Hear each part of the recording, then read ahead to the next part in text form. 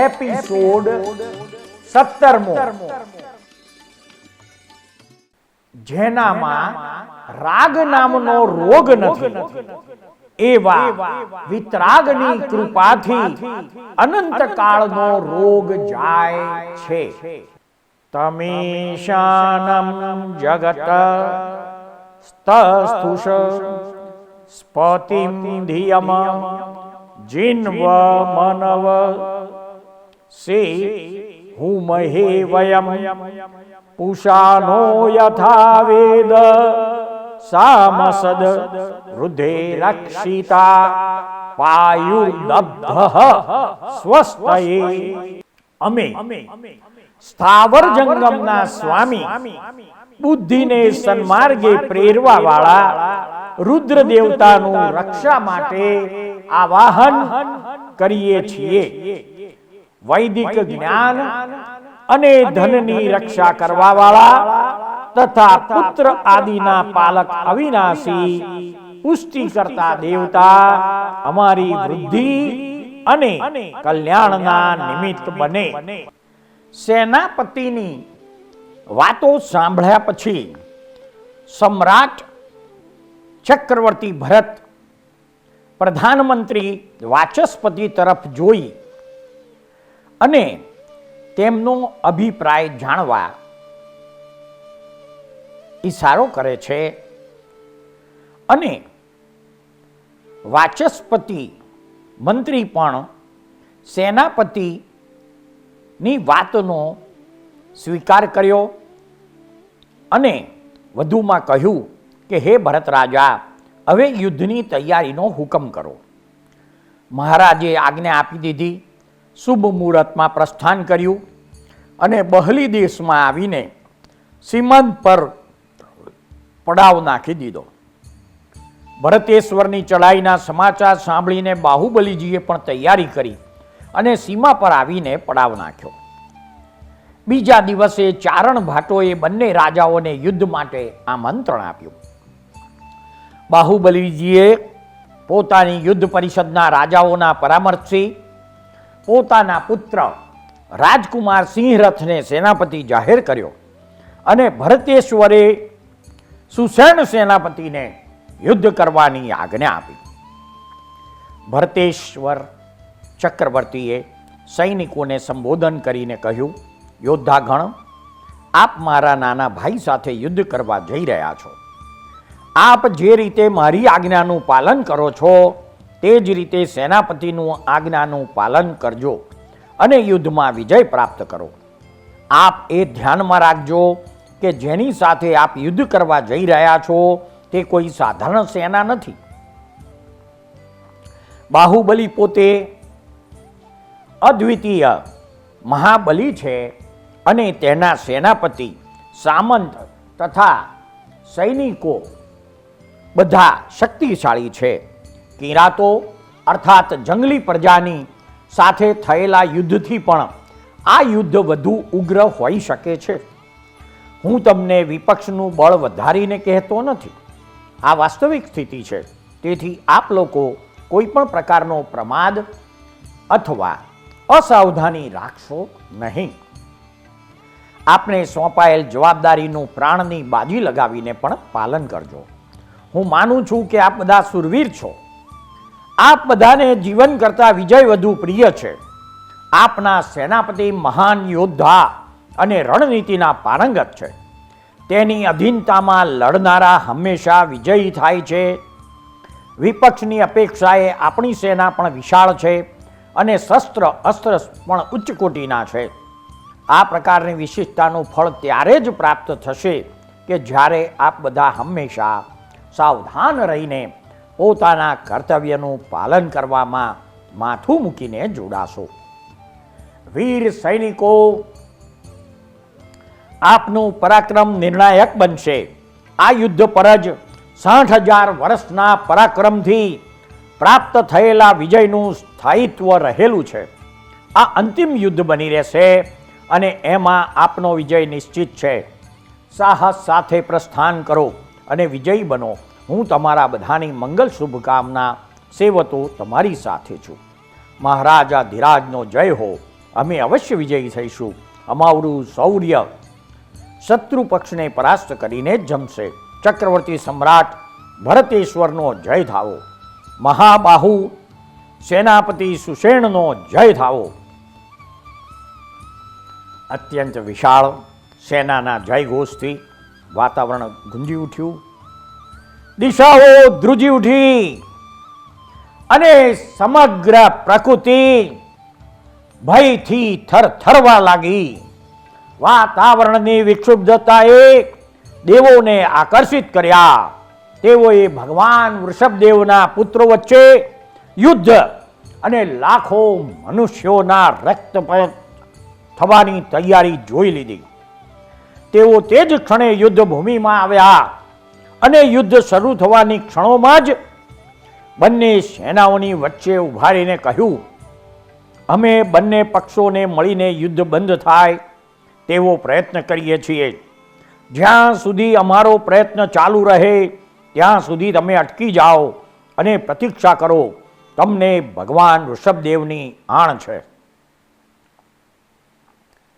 તીર્થંકર પરમાત્મા ઋષભદેવ ભગવાનની આજ્ઞા આપવાથી અને દેવોએ કરેલા નિવેદનથી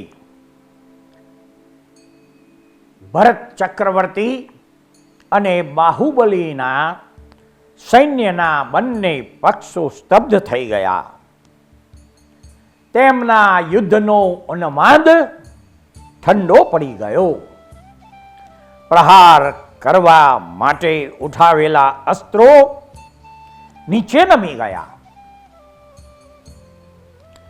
દેવોએ ચક્રવર્તી ભરતેશ્વરને નિવેદન કર્યું કે હે નરદેવ, આપ જેવા યોગ્ય તેમજ આદર્શ ઋષભપુત્રોને આ વિશ્વ સંહાર કેમ ગમ્યો? અહિંસા ધર્મના પરમ પ્રવર્તક ભગવાન આદિનાથના પુત્રો અને ભરત ક્ષેત્રના આદિ રાજાઓના હૃદયમાં આટલી ઉત્કૃષ્ટ હિંસા? કરોડો મનુષ્યોનો સંહાર કરીને પૃથ્વી, નદી, નાળા અને સરોવરોને લોહીથી ભરવાની ઉત્કૃષ્ટ ભાવના? આ કેવો અનર્થ કરી રહ્યા છો? જીનેશ્વર ભગવાનના પરમ ભક્ત શ્રમણોપાસક આપ સાચા જીન ઉપાસક છો કે પછી બધું દંભ જ છે? અરે, આપ આ શરૂ થયેલી રાજનીતિમાં જ યુદ્ધના બીજ વાવો છો તો ભવિષ્યની રાજ્ય પરંપરા કેવી થશે? કંઈ વિચાર્યું છે કે નહીં? દેવોની વાત સાંભળીને ચક્રવર્તી ભરતેશ્વર કહ્યું, આપનું કહેવું યથાર્થ છે. આપ જેવા ઉત્તમ દેવો જ વિશ્વહિતની ભાવના રાખીને સદપ્રવૃત્તિમાં સદાય મગ્ન રહો છો. તો બીજા તો પક્ષ વિપક્ષના છે તથા લડાવવા ઝઘડાવવા અને ખેલ જોનારા છે. હે પવિત્ર આશયવાળા દેવો, હું યુદ્ધપ્રિય નથી. હું બીજા કોઈ પણની સાથે યુદ્ધ કરવા ઈચ્છતો નથી. તો પોતાના નાના ભાઈ સાથે શા માટે યુદ્ધ કરું? મને રાજ્યનો પણ લોભ નથી, પરંતુ કરું શું?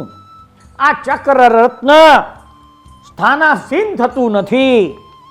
તેના માટે જ મારે વિવશ થઈને આ માર્ગ અપનાવવો પડ્યો છે. જો હું આમ નહીં કરું તો ચક્રવર્તીની પરંપરા બગડે છે, ન થનાર ઘટના ઘટે છે. આ સમયે હું ઉત્સાહ રહિત બનીને જનસંહારની ચિંતાથી આ અપ્રિય પ્રવૃત્તિમાં જોડાયો છું.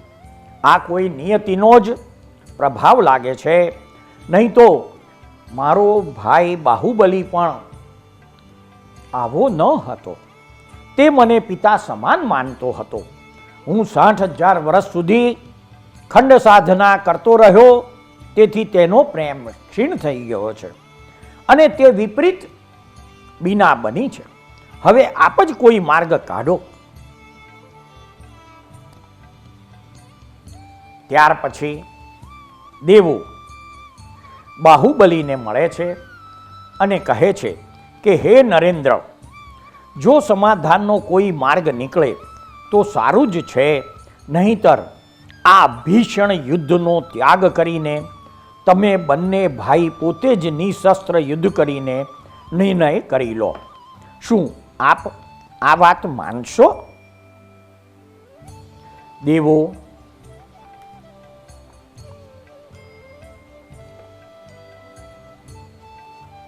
ભરતેશ્વરની પાસે રજા માગે છે અને ભરતેશ્વર કીધું કે હા, મને મંજૂર છે. દેવો ફરીથી બાહુબલીની પાસે આવ્યા, તેમને પણ સમજાવ્યા. તેઓ ન માન્યા, પરંતુ ભરતેશ્વરની સાથે પોતે યુદ્ધ કરીને નિર્ણય કરવાની અને સૈનિકોને યુદ્ધથી દૂર જ રાખવાની વાત તેઓએ સ્વીકારી લીધી. આમ ભીષણ રક્તપાત અટકી ગયો. બંને બાજુ યુદ્ધબંધીની ઘોષણા થઈ ગઈ. બંને પક્ષના સૈનિકોને આ સમાધાન ન ગમ્યું. તેઓ યુદ્ધ કરીને વિજય મેળવવા માટે અધીરા બન્યા હતા. તેઓએ યુદ્ધ રોકવાનો પ્રયત્ન કરનારાઓને ગાળો આપી. રણક્ષેત્રમાંથી તેમને પાછા કાઢવા મુશ્કેલ થઈ ગયું. કોઈ કહેતું હતું કે યુદ્ધ જ કરવું ન હતું તો ચઢાઈ કરીને આવ્યા શા માટે? બીજા કહેતા હતા કોઈ કાયર મંત્રીએ મહારાજને આવી ખોટી સલાહ આપી હશે. ત્રીજા લોકો એમ કહેતા હતા કે હવે આ શસ્ત્રોને સમુદ્રમાં નાખી દો. ચોથી વ્યક્તિએ હતાશ થઈને કહ્યું, હા, મારી બધી આશા નષ્ટ થઈ ગઈ. આજે પોતાનું પરાક્રમ બતાવવાનો અવસર મળ્યો હતો, પરંતુ આ દેવોએ તે અવસર છીનવી લીધો. પાંચમી વ્યક્તિએ કહ્યું, અમારી રણનીતિ અને યુદ્ધાભ્યાસ વ્યર્થ ગયો. હવે તેની કોઈ જરૂરિયાત જ ન રહી.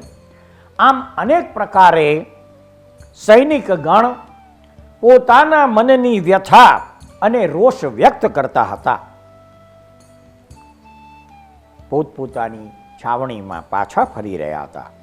સેનાના અધિકારીઓને માટે તેમને શાંત પાડવા મુશ્કેલ હતા. ભરતેશ્વરની સેનાના અધિકારીઓને દ્વંદ્વ યુદ્ધમાં ભરતેશ્વર વિજયી બનશે કે નહીં તેમાં શંકા ગઈ. તેઓ પરસ્પર કહેવા લાગ્યા, સમ્રાટ મહાબલી છે, પરંતુ બાહુબલીજી તો અદ્વિતીય બળવાન છે. ઇન્દ્ર પણ તેમને જીતી શકતા નથી. આવી દશામાં સમ્રાટને દ્વંદ્વ યુદ્ધ કરવા દેવું આપણા માટે દુઃખદાયક થશે. સમ્રાટે દેવોની વાત માની લીધી તે સારું થયું નથી. સેનાના અધિકારીઓને આ રીતે પરસ્પર વાર્તાલાપ કરતા જોઈને ભરત ચક્રવર્તી તેમનો આશય સમજી ગયા. તેઓએ સેનાના અધિકારીઓને પોતાની પાસે બોલાવ્યા અને કહેવા લાગ્યા, હે વીર યોદ્ધાઓ, જે રીતે અંધકારનો નાશ કરવામાં સૂર્યના કિરણો આગળ રહે છે, તે જ રીતે શત્રુઓનો નાશ કરવામાં તમે લોકો મારાથી આગળ રહો છો. જે રીતે ઊંડી ખાઈમાં પડેલો હાથી પહાડી સુધી પહોંચી શકતો નથી, તે જ રીતે તમારા જેવા યોદ્ધાઓ રહેતા કોઈ પણ શત્રુ મારા સુધી આવી શકતો નથી. તમારા હૃદયમાં ઉદ્ભવેલ મારા પ્રત્યેની હિત ભાવનાનો હું આદર કરું છું. તમે ક્યારેય મને યુદ્ધ કરતો જોયો નથી. તમને મારા બળનો પરિચય નથી, માટે તમને શંકા થઈ રહી છે. હવે તમે બધા એકત્રિત થઈને મારા બળને જોઈ લો, જેથી તમારી શંકા દૂર થઈ જાય. ભરતેશ્વરે એક ઊંડો ખાડો ખોદાવ્યો અને તેની ધાર પર પોતે બેસી ગયા.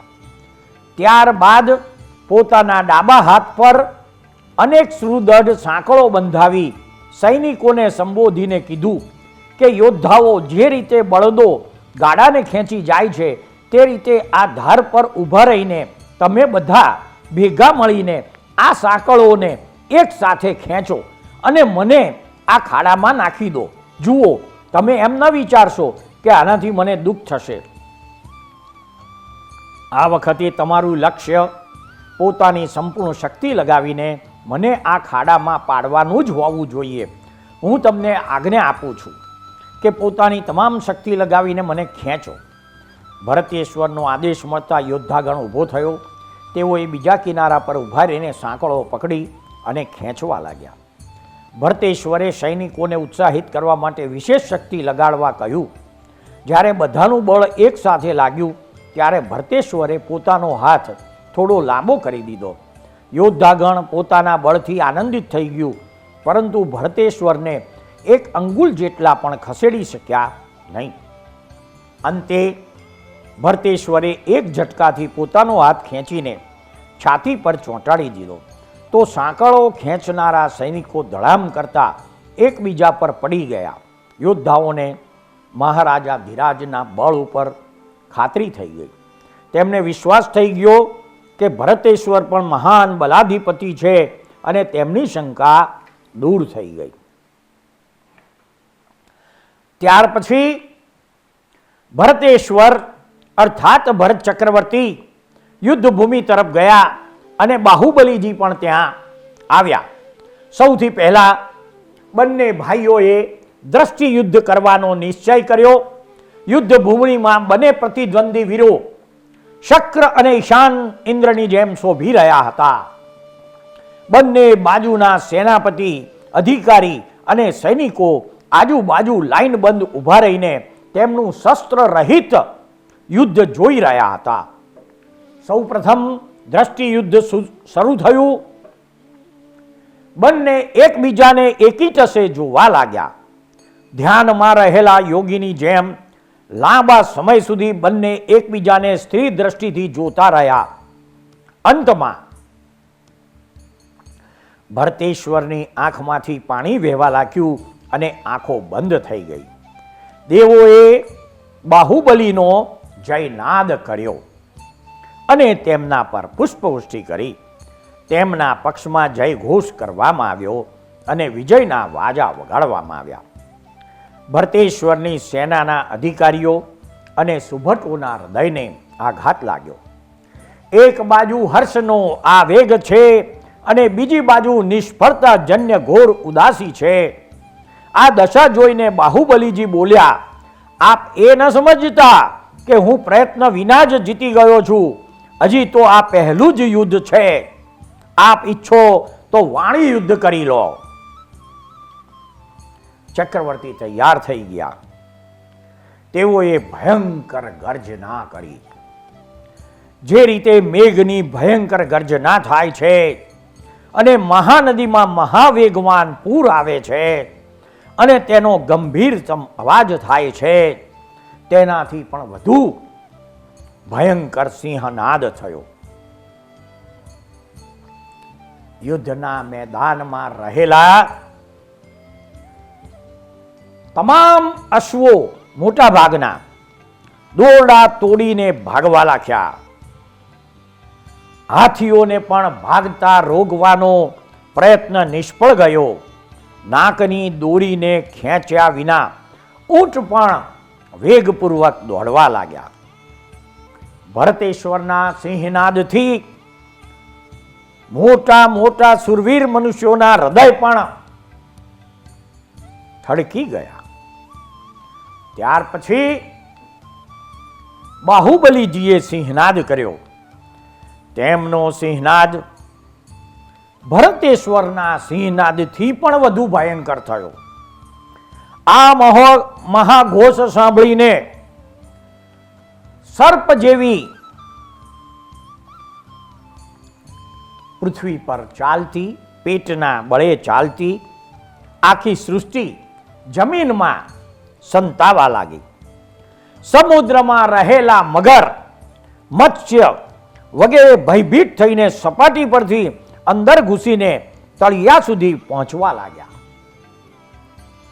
પર્વતો કાંપવા લાગ્યા. મેઘગર્જનાની સાથે કડાકાથી વીજળી પડી હોય એવા આભાસથી મનુષ્યો ભયથી ડરીને જમીન પર સીધા સૂઈ ગયા. પૃથ્વી ધ્રુજવા લાગી અને દેવગણ પણ વ્યાકુળ થઈ ગયો. બાહુબલીના સિંહનાદ પછી ભરતેશ્વરે ફરી સિંહનાદ કર્યો. આમ સિંહનાદ થતા થતા ભરતેશ્વરની ગર્જનાનો અવાજ મંદ થવા લાગ્યો અને બાહુબલીજીના સિંહનાદના ઘોષ પડઘા વધતા રહેવા લાગ્યા. આમાં પણ બાહુબલી વિજયી થયા. હવે બાહુથી યુદ્ધનો વારો હતો. બંને ભાઈઓ પોતાના બંને હાથથી એકબીજા સાથે ભીડાયા અને મહાયુદ્ધ થવા લાગ્યું. ક્યારેક બંને પરસ્પર ગૂંથાઈ જતા, ક્યારેક અલગ થઈને ફરી હાથ ઉછાળતા કૂદતા આવીને ભીડાઈ જતા. ક્યારેક ભરતેશ્વર નીચે આવી જતા તો ક્યારેક બાહુબલી. બંને મહાબલીઓના વસ્ત્ર અને શરીર ધૂળથી ખરડાઈ ગયા. ઘણા સમય સુધી આ મલ્લયુદ્ધ ચાલતું રહ્યું. અંતે બાહુબલીજીએ ભરત ચક્રવર્તીને ઉઠાવીને આકાશમાં ઉછાળ્યા. બાહુબલીજીએ ફેંકી દીધેલા ભરતેશ્વર ધનુષમાંથી છૂટેલા બાણની જેમ આકાશમાં ખૂબ ઊંચે સુધી ચાલ્યા ગયા. આકાશમાંથી ભરત ચક્રવર્તીનું શરીર નીચે આવતી વખતે સેનામાં હાહાકાર મચી ગયો. આ જોઈને બાહુબલીજી પોતાને ધિક્કારવા લાગ્યા કે અરે, હું કેટલો અધમ છું. પિતાની જેમ પૂજવા યોગ્ય મોટા ભાઈ પર પ્રહાર કરતા અને તેમને અસહ્ય કષ્ટ પહોંચાડતા જરા પણ સંકોચ ન કર્યો. ધિક્કાર છે મારા બળને, ધિક્કાર છે મારા દુસ્સાહસને, ધિક્કાર છે મારી ભુજાને અને મારા આવા દુષ્કૃત્યની ઉપેક્ષા કરનારા રાજ્યના મંત્રીઓને પણ ધિક્કાર છે. આ પ્રમાણે વિચાર આવતા જ તેઓએ આકાશ તરફ જોઈને પૃથ્વી પર પડતા પહેલા ભરતેશ્વરને પોતાના હાથમાં ઝીલી લીધા. ચારે તરફ હર્ષની લહેર છવાઈ ગઈ, પરંતુ ભરતેશ્વરના હૃદયમાં ગુસ્સાની જ્વાળા ભડકી ઉઠી. તે સમયે બાહુબલીજી વિનમ્ર થઈને કહેવા લાગ્યા, હે ભરતાધિપતિ, હે મહાવીર્ય, હે મહાબાહુ, આપે દુઃખ લખાડવું જોઈએ નહીં. દેવ યોગથી હું આ વખતે જીતી ગયો છું, તો પણ હું વિજયી નથી થયો. હજી સુધી આપ અજાત શત્રુ જ છો. આપ આગળના યુદ્ધ માટે તૈયાર થઈ જાઓ. ભરતેશ્વરે ભરત ચક્રવર્તીએ કીધું, મારી ભુજા મુષ્ટિ પ્રહાર કરીને પાછળના દોષનું પરિમાર્જન કરશે. એટલું કહીને ભરત ચક્રવર્તીએ મુષ્ટિ ઉઠાવી. તેઓ બાહુબલીજી તરફ દોડ્યા અને બાહુબલીજીની છાતી પર જોરદાર પ્રહાર કર્યો. પરંતુ બાહુબલીજી પર તેનો કોઈ પ્રભાવ ન પડ્યો. તેઓ પૃથ્વી ઉપર અડગ જ રહ્યા. ત્યાર પછી બાહુબલીજી મુષ્ટિ ખેંચીને ભરતેશ્વર પર તૂટી પડ્યા અને તેમની છાતી પર મુક્કો માર્યો. આ આઘાત સહન ન થતા ભરતેશ્વર ચક્રવર્તી મૂર્છા ખાઈને જમીન પર પડી ગયા. પડી જવાથી અને મૂર્છિત થવાથી બાહુબલીને વિચાર આવ્યો કે પોતાના ભાઈઓ સુદ્ધાના પ્રાણનો નાશ કરે તેવા વીરત્વનો દુરાગ્રહ ક્ષત્રિયોના મનમાં શા માટે ઉત્પન્ન થતો હશે? જો મારો ભાઈ જીવતો ન રહે તો મારે જીવીને પણ શું કરવું છે?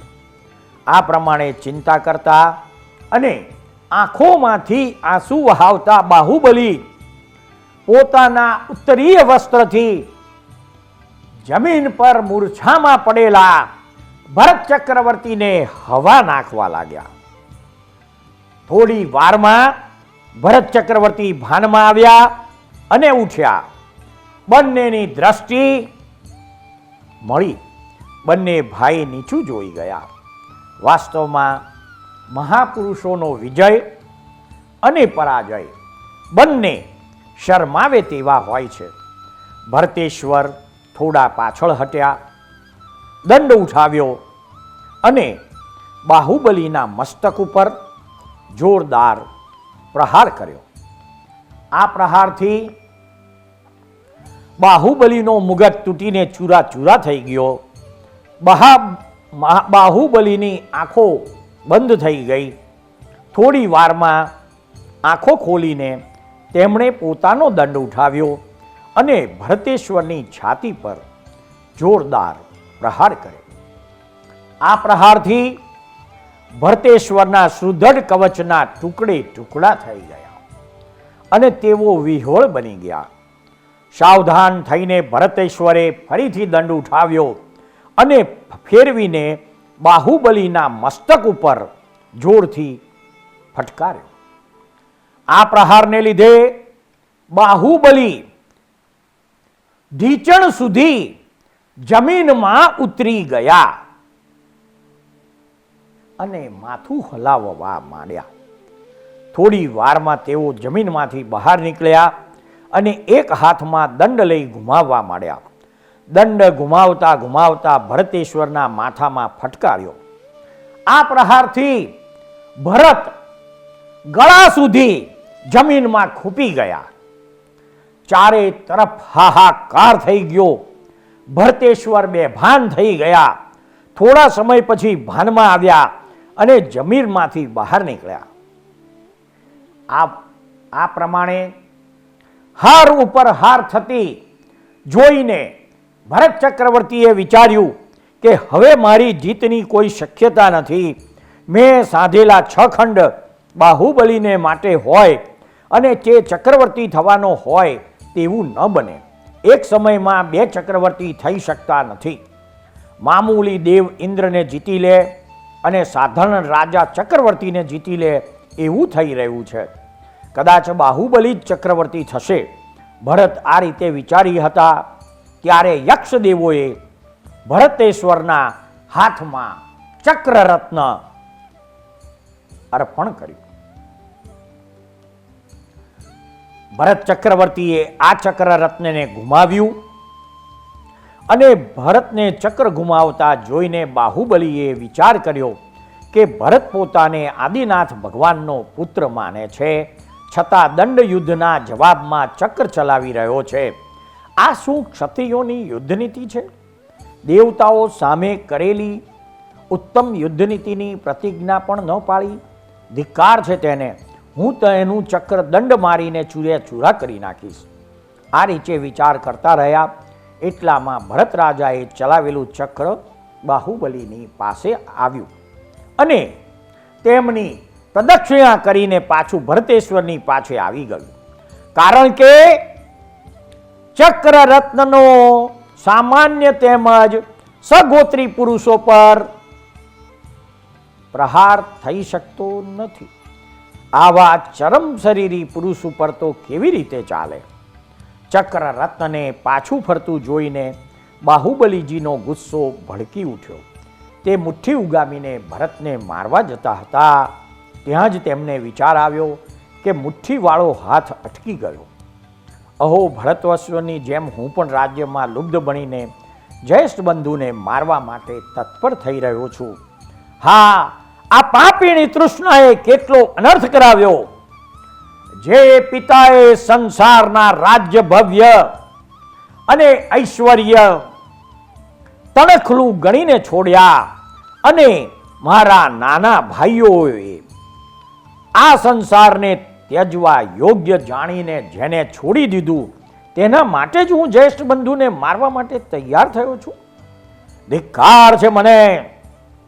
આ પ્રમાણે વિચારતા તેમણે પણ રાજ્યનો ત્યાગ કરીને નિર્ગ્રંથ બનવાનો નિશ્ચય કરી લીધો અને ભરતેશ્વરને કહ્યું, હે બંધુવર, મેં રાજ્યને માટે જ આપને કષ્ટ આપ્યું અને વિદ્રોહ કર્યો. આપ મને ક્ષમા આપો. આપ ક્ષમાના સાગર છો. હું પોતે આ રાજ્યનો ત્યાગ કરીને પ્રભુના માર્ગને અનુસરીશ. અને તેમણે ઉપાડેલી હાથની મુઠ્ઠીથી પોતાના માથાના વાળનો લોચ કરીને સ્વયં સંયમ સ્વીકારી લીધો. દેવોએ જયનાદ સાથે પુષ્પવર્ષા કરી. બાહુબલીને સ્વયં દીક્ષા લેતા જોઈને ભરતેશ્વરને શરમ આવી ગઈ અને રડતા રડતા તેમણે પોતાના નાના ભાઈ બાહુબલીના ચરણોમાં નમસ્કાર કર્યા. તેમણે વિરક્ત ભાઈના ગુણગાન કરતા કહ્યું, મુનિવર, આપ ધન્ય છો. આપે મારા પર અનુકંપા કરીને રાજ્યનો ત્યાગ કરી દીધો. હું પાપી જ નહીં પણ પાપીઓનો શિરોમણી છું, અન્યાયી છું અને લોભીઓનો ધુરંધર છું. હું રાજ્યને સંસારનું મૂળ જાણવા છતાં છોડી શકતો નથી. હે વીર, તમે જ પિતાશ્રીના સાચા પુત્ર છો, કારણ કે તમે જ પિતાશ્રીનું માર્ગનું અનુસરણ કરી રહ્યા છો. હું જ્યારે પિતાશ્રીના માર્ગ પર ચાલીશ ત્યારે જ પિતાશ્રીનો સાચો પુત્ર બની શકીશ. આ રીતે પશ્ચાતાપ કરતા કરતા ભરત ચક્રવર્તી ત્યાંથી દૂર ગયા અને બાહુબલીજીના પુત્ર ચંદ્રયશને રાજ્ય આપીને બાહુબલીજીને ફરી વંદના કરી અને ભરત ચક્રવર્તી પોતાની રાજધાનીમાં પાછા ફર્યા. સૃષ્ટિના અદ્ભુત રહસ્યો નામાભિધાનથી અલંકૃત થયેલી સિરિયલના એપિસોડમાં રજૂ થયેલી વાણીને શાંતિથી ધીરજપૂર્વક સાંભળનાર પ્રત્યેક શ્રોતાનો તથા આ સિરિયલ નિહાળનાર પ્રત્યેક દર્શકોનો અમો સાચા અંતસ્કરણપૂર્વક આભાર માનીએ છીએ. જય સચ્ચિદાનંદ.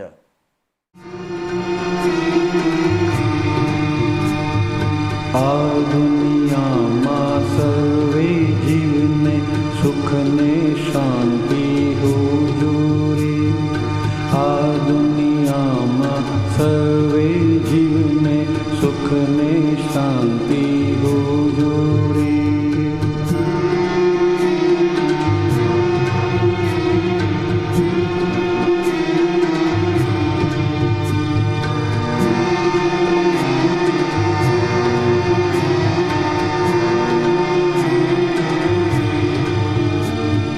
મનથી પણ કોઈ જીવનું બુરો વિચારે ના હોજો રે.